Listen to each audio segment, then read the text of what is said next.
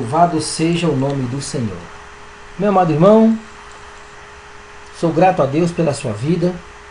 Sou grato a Deus que, se você chegou a esse quarto vídeo, isso significa que você realmente quer ficar livre e decidiu levar uma vida com Cristo. A palavra-chave para esses dias que o Senhor tem nos dado é isso: decisão. Decidir-se finalmente o que você quer.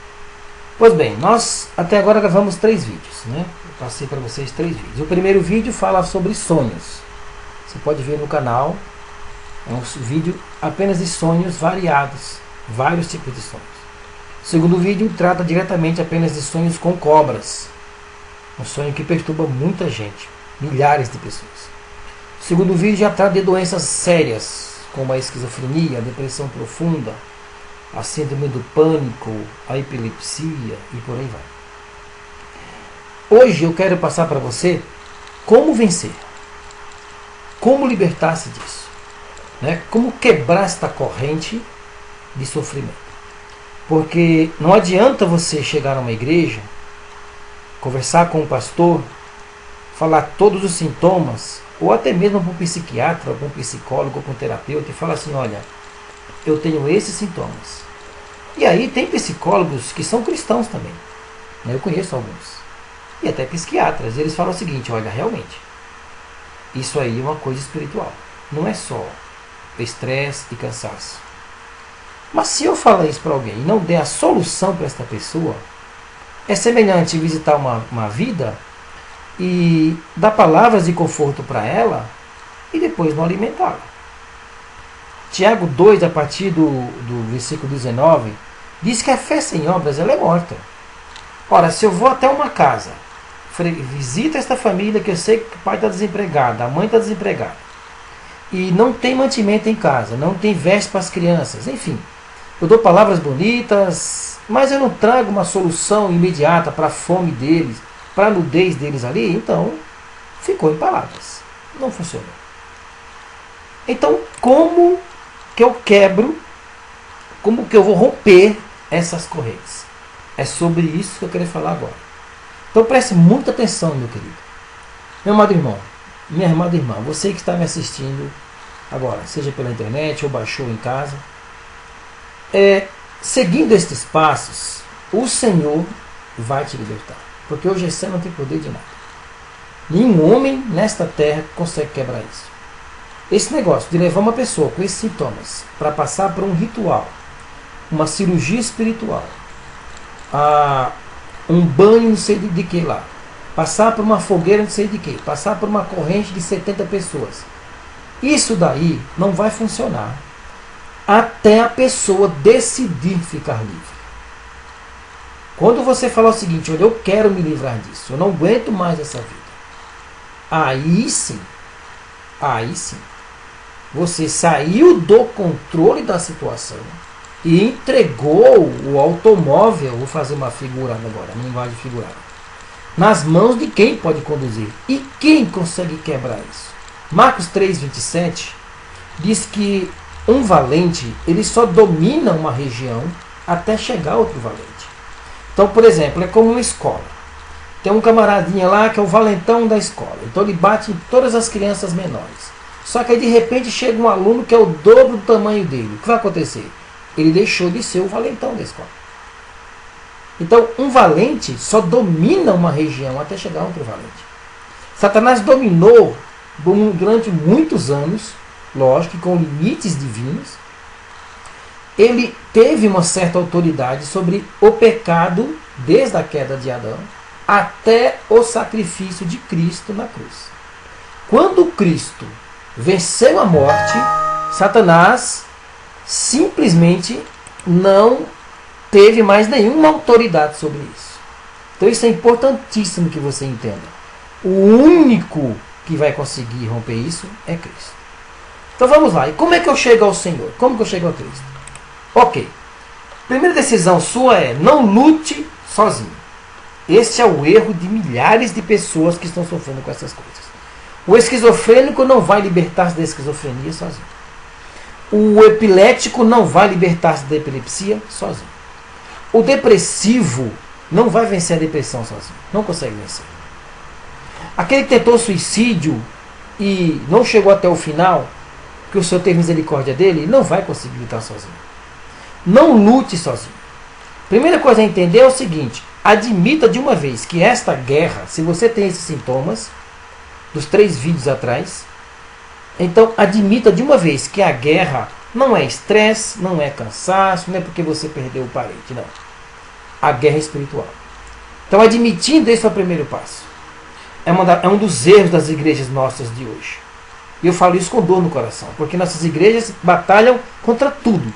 Nossos pastores, eles enfrentam o problema porque o membro não vai, porque o membro não é dizimista, porque o grupo não está andando, mas ele esquece da principal guerra, que é contra o mundo espiritual. E é isto que causa todo o dano. E se eu não admitir que é espiritual, eu já comecei perdendo a batalha. Eu já comecei o jogo com 1-0 a favor do adversário. Veja, a Bíblia diz que o homem que confia nas suas próprias forças, diante de Deus, ele é maldito. Veja, maldito o homem que confia no homem, ou seja, no próprio homem, tá? No seu braço. E faz da carne o seu braço e aparta o seu coração do Senhor. Então, passo 1. Entrega tudo. Fala: Senhor, até hoje eu tentei só.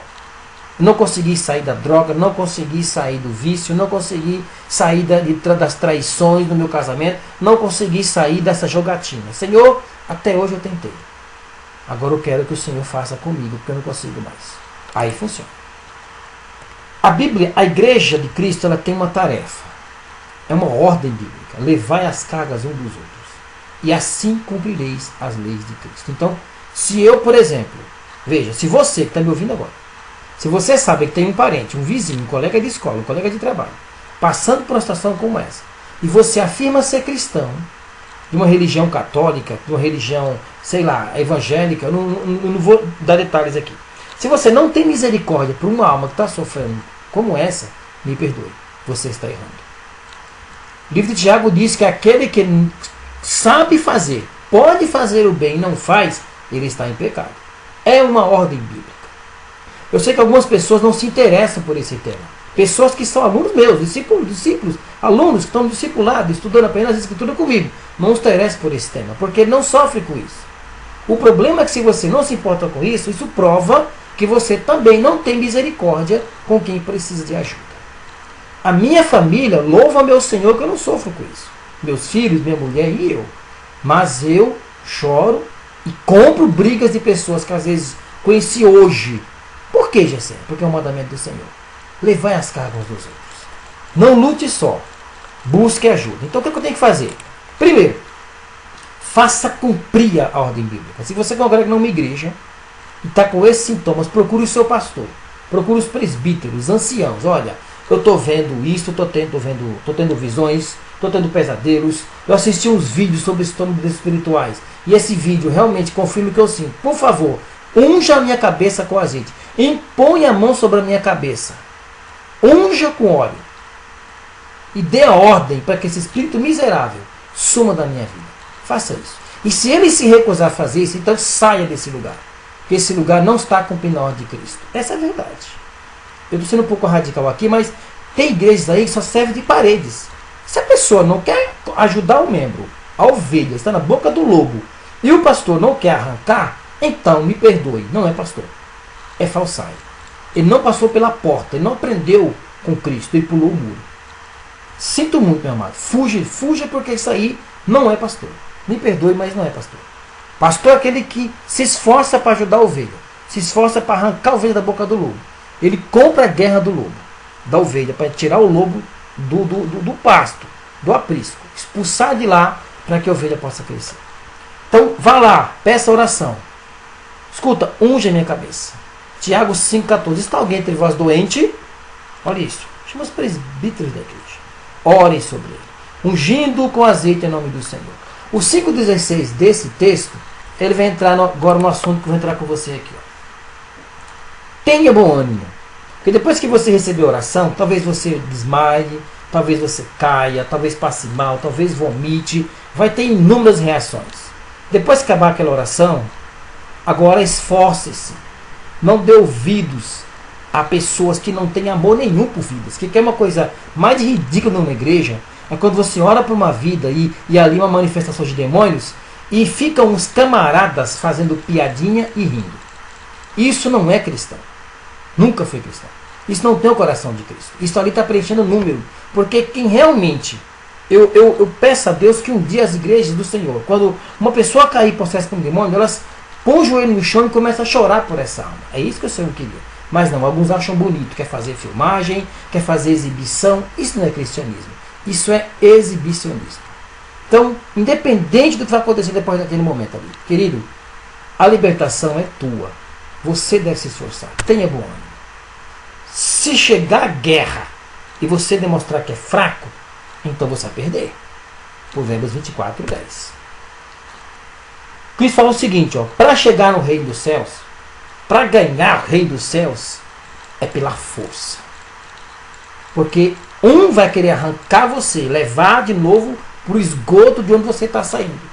E o outro quer te levar para a vida eterna, para a morada eterna, para o paraíso celeste, para as mãos do Senhor. Mas não desista, porque a promessa é: seja fiel até a morte e dar-te a coroa da vida. No mundo tereis aflições, mas tenha bom ânimo. Eu venci o mundo. João 16, 33, se não me engano. Em Mateus 28, no finalzinho, versículo 20, ele fala assim: eu estarei convosco para todo sempre. Jamais abandonei vocês. Então, tenha bom ânimo. Começou uma batalha de sua libertação agora, tenha bom ânimo. Então vamos lá. Qual é o primeiro passo que eu tenho que fazer para começar a libertar dessas coisas? Se você assistiu os primeiros vídeos, há uma teoria que eu coloquei lá, que é bíblica, que é a teoria do muro. Então funciona assim. Diante de Deus, a sua vida é como um paredão. Os pecados da sua vida que você foi levando a vida inteira, na mocidade, na adolescência, na juventude, na velhice, todas as práticas que você foi cometendo, que eu cometi, aquelas que eu não confessei diante de Deus, que eu não demonstrei arrependimento verdadeiro, ficaram buracos nesse muro. Exatamente. Eclesiastes 10:8 fala o seguinte: quem abre uma cova, cai nela. E quem rompe um muro, esse muro espiritual, a serpente pega, uma cobra vai passar ali. Então funciona assim. Se você constrói uma casa e não faz muros, nem põe portão, o que vai passar ali? Ratos, cobras, lagartos, bichos. É como uma casa sem porta. É um exemplo perfeito. Então, eu devo construir um paredão entre esses espíritos imundos e ficar guardado ali naquele paredão, que esse paredão, exatamente Salmo 91:1, aquele que habita no esconderijo do Altíssimo, à sombra embaixo das mãos do Altíssimo, descansará. É esse paredão. Mas os pecados que eu vou cometendo, anos após anos, dentro de uma igreja inclusive, e não confesso ao Senhor, querido, não adianta alguém te dar a palavra profética, não adianta alguém falar que você tem que tomar posse de bênção, não adianta alguém falar para você que você deve se apoderar, não sei de quê. Ou você confessa isso diante de Deus, ou você demonstra arrependimento. E arrependimento é o seguinte: eu tenho um constrangimento com aquilo. Senhor, me arrependo da minha vida. Aí funciona. Porque quando eu me arrependo, o primeiro passo que eu tenho que fazer diante de Deus é chegar e confessar o meu pecado. Mas confessar o que, Gessé? Desde o momento que você reconheceu a Cristo como seu Senhor. E é outro erro de algumas igrejas, que lhe ensina o seguinte: você levantou a mão agora, aceitou a Cristo, tudo ficou para trás, tudo se faz novo. E aí é o erro. Porque é o seguinte: se eu fiquei 20 anos batendo tambores no centro de Umbanda, por exemplo, ou 20 anos compacto com um espírito maligno, visitei lá um centro, um Exu Tranca-Rua falou comigo, uma pombagira me fez promessas, quando eu saí dali, sem perceber, esse infeliz já saiu nas minhas costas. Quando eu venho para uma igreja, o que eu tenho que fazer diante de Deus? Eu tenho que confessar essa iniquidade. Senhor, eu tive nesse ritual, me perdoa. Senhor, eu cometi esse adultério, me perdoa. Senhor, eu fiz essa loucura na juventude, me perdoa. É assim que funciona. Mas, Gessé, então, quer dizer que quando eu levanto minha mão, não apagou tudo? Se você levantar a sua mão e morrer hoje, você vai ser salvo. Mas se você levantou a sua mão, mas não confessou diante de Deus, não demonstrou arrependimento verdadeiro, então esses demônios vão passar por esses buracos deste muro e vão te atacar. E aí onde muitos pastores nossos morrem de câncer, muitas irmãs nossas têm doenças malignas dentro de uma igreja, filhos de pastores esquizofrênicos, porque eles não creem nisso. Não creio nisso. Porque se eu não confesso diante de Deus, não tem como fechar esse muro. Leia depois esse texto aqui, Levítico 26, 40, 41 e 42. Depois que eu confessar isso, e depois que eu tomo isso como ensinamento do Senhor e não endurecer o meu coração, no 42 ele promete, aí eu me lembrarei da aliança que eu fiz. Aí eu fecho o muro, aí eu veto. E digo mais, eu vou mais além. Se os seus pais tinham envolvimento com idolatria, cultuava santos, cultuava orixás, caboclos, santo não sei quem, santo A, santo B, acendia velas para ele, seguia procissões, confesse diante de Deus também essa iniquidade, para que o Senhor feche essa brecha. Se seus pais caírem em adultério, e você está percebendo que a sua família inteira, ninguém consegue ver felizes casados, confessa diante de Deus essa iniquidade. Primeiro eu confesso as minhas, depois eu confesso a iniquidade dos meus pais.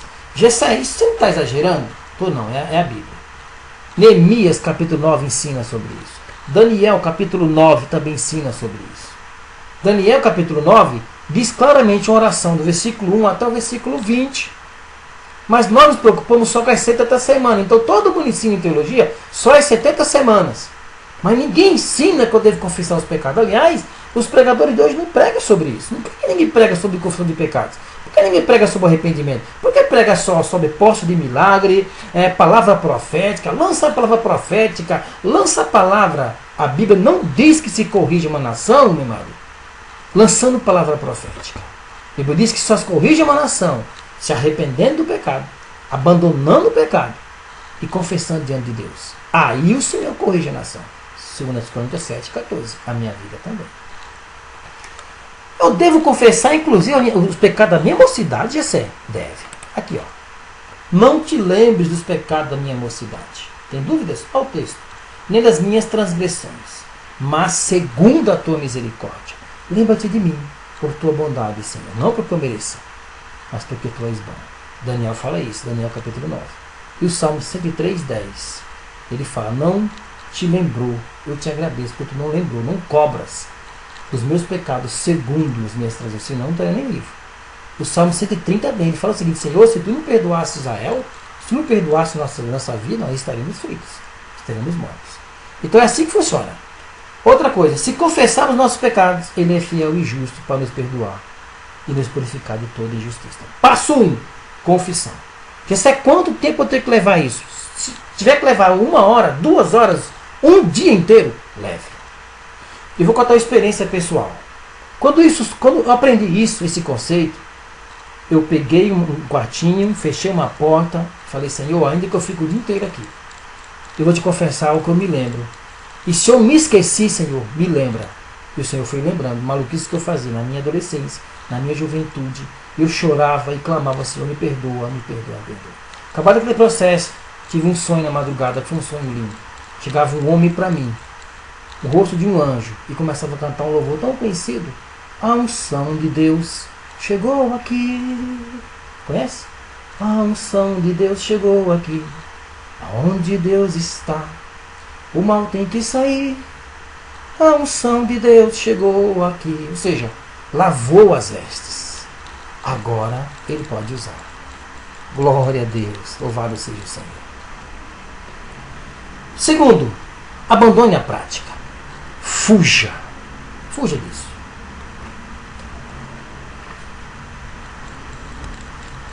Não adianta você receber a oração do homem de Deus, for liberto de um demônio, ou de uma legião de 7 demônios, ou de sei lá quantos estiver lá, confessou os seus pecados, e depois, na primeira oferta que chegou a você, no primeiro convite que alguém te fez, no primeiro prato de lentilha, vamos falar uma linguagem aqui de Esaú e Jacó, na primeira oferta que alguém te deu, você abraçou. Não. Fuja. O que encobre as suas transgressões nunca prosperará. Mas o que as confessa, olha isso, e deixa. Então eu confesso diante de Deus, depois abandono. Aí sim alcançará a misericórdia. Provérbios 28, 3. Outro. Não ameis o mundo. Foge disso. Bebia? Não beba mais. Ouvia música mundana? Imunda? Apaga do celular. Troca por louvores. É assim que funciona. Era viciado em idolatria? Joga os ídolos fora. É assim que funciona. Era viciado em times de futebol? Teu filho de vestido de camisa de futebol, arranca fora. Queima isso. De excesso, sendo radical. Eu estou não, meu querido. Tudo que é ídolo, arranque da sua vida. Era viciado em novelas, troca pela leitura da palavra. Era viciado em séries, gastava 6 horas em séries, substitua por pregações, por louvores. Quer ser liberto? Quer que Deus agie a sua vida? Então você deve esvaziar-se. Não ameis o mundo, nem o que no mundo há. Se alguém ama o mundo, o amor do Pai está nele. Quantas horas você está gastando de rede social por dia? Corta isso. Substitua por práticas do reino. Não, filho meu, não te ponhas a caminho com eles. Não ande com essa turma. Desvia o teu pé das tuas veredas. Como é que você quer se libertar do álcool se você anda com alcoólatra? Como é que você quer libertar da droga se você anda com quem usa droga? Como é que você quer libertar dos palavrões se você só anda com pessoas que se chamam palavrões?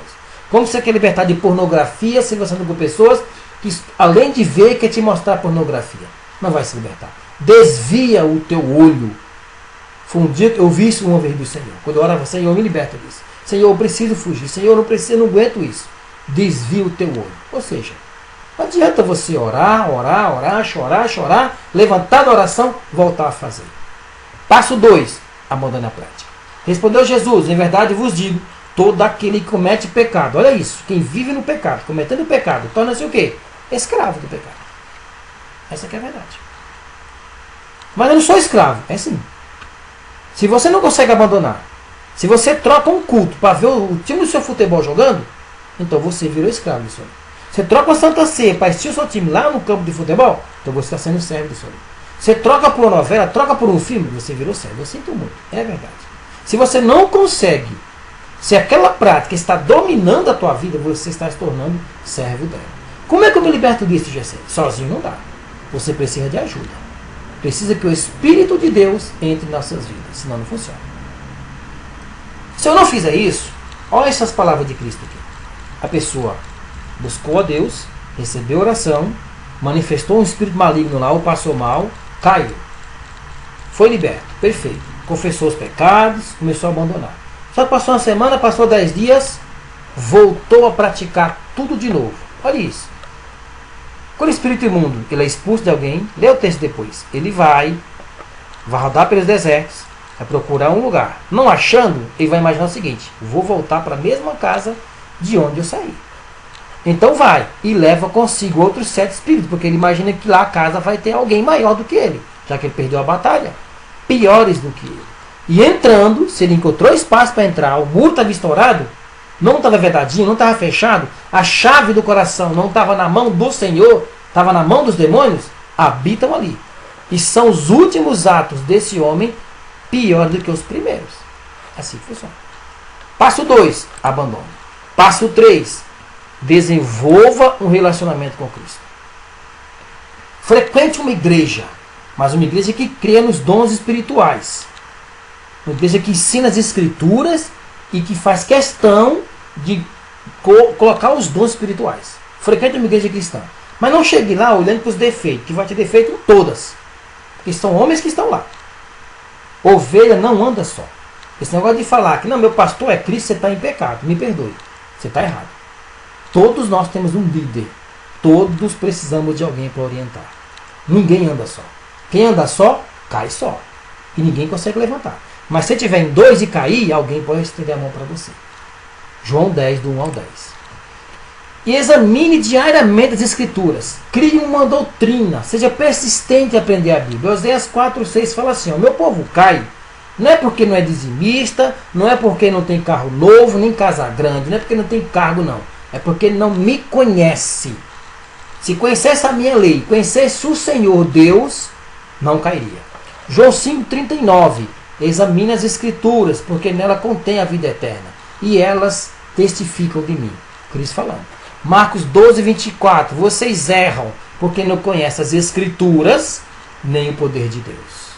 Então, desenvolva. Pegue um tempo do seu dia. Desliga o celular, desliga a televisão, aparte um pouquinho, vá lá, pegue as Escrituras e vá meditar. Vá ler. Ore antes. Faça isso. Em menos de 3 meses, sua vida vai ser outra. Eu te garanto isso. Vida de oração, vigilância diária. Mateus 26:40. Pedro, você quer ser pastor, Pedro? E não consegue pelo menos orar 1 hora por dia? Pastor, você que está me ouvindo agora, você é pastor de uma igreja. Você é presbítero, você é músico, você é obreiro de uma casa de Deus. E não consegue tirar 1 hora de oração por dia? Está em falha, está devendo. Isso é necessário, é obrigatório. Então eu fiz aqui um resumo de 4 passos para a libertação. Vamos lá. É o resumo daquele lá de cima lá. Passo 1 é o arrependimento. Arrependa-se. Sinta vergonha na vida que levava. Senhor, eu quero mudança. É assim que funciona. E depois, levante a sua mão para o céu e fala: meu Jesus, entra na minha vida. Eu te reconheço como meu Senhor e meu Salvador. João 1,12. Você fazendo isso, o seu nome será escrito no livro da vida e você será chamado agora Filho de Deus. Não adianta pedir para a Virgem Maria, nem para Padre Cícero, para Nossa Senhora Aparecida, ou para Exu, Caboclo ou Orixá. Não adianta. Só Jesus Cristo tem essa autoridade. Só Cristo. Arrependimento, confissão de entrada de pecados. 2. Persista em abandonar as práticas.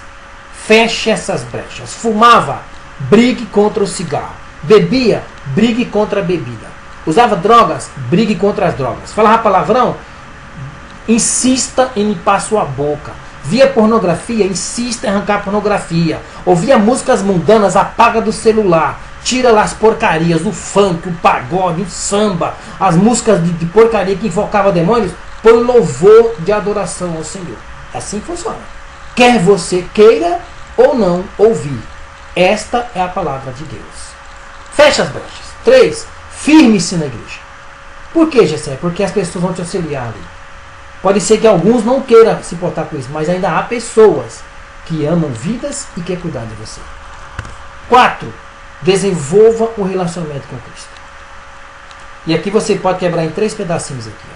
Ó. Aprenda dedicadamente as Escrituras. Tire 1 hora do seu dia, vá ler a palavra. Frequente a escola dominical.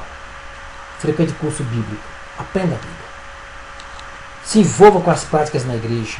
Louvor. Enche sua casa de louvor. Seu celular de louvores. O Tiago 5,3 fala assim: alguém está triste? Ore. Alguém está feliz? Canta louvores.